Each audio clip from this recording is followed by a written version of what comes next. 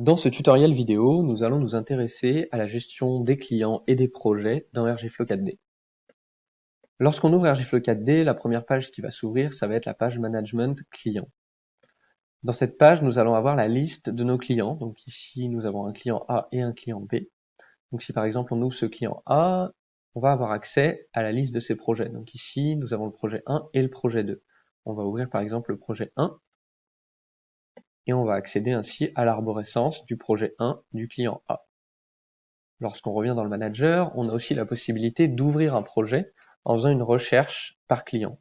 Donc on peut ici par exemple rechercher tous les clients dont le nom contient le mot client. Donc ici on retrouve bien notre client A et notre client B.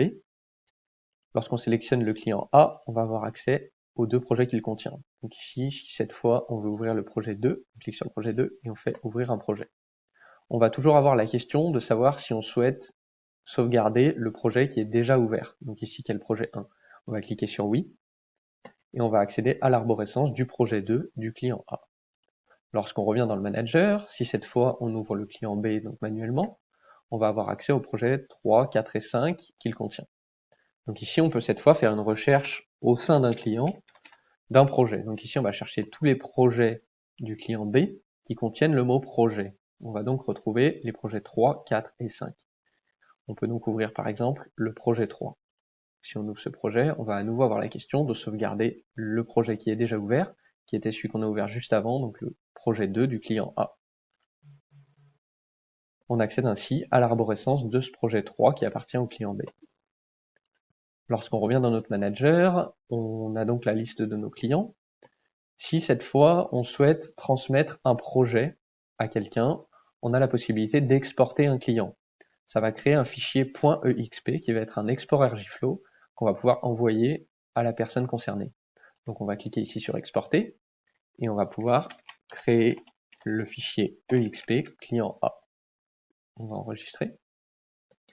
Cette fois, on va vouloir donc accéder au client A, ouvrir ce projet 1.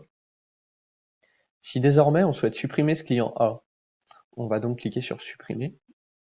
Donc là, on valide, et là, ça va être impossible. Comme l'indique RGFlow, on ne peut pas supprimer un client si un de ses projets est ouvert.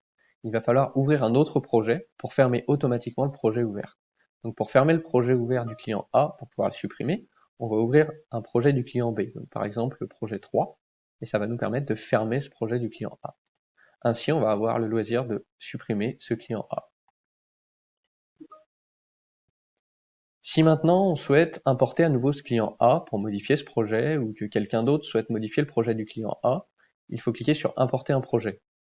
On va ainsi sélectionner le client A, donc ce fichier .exp, et ça va nous permettre d'accéder à nouveau au client A, qui va être à nouveau créé dans RGFlow. On peut ainsi ouvrir le client A et ouvrir son projet.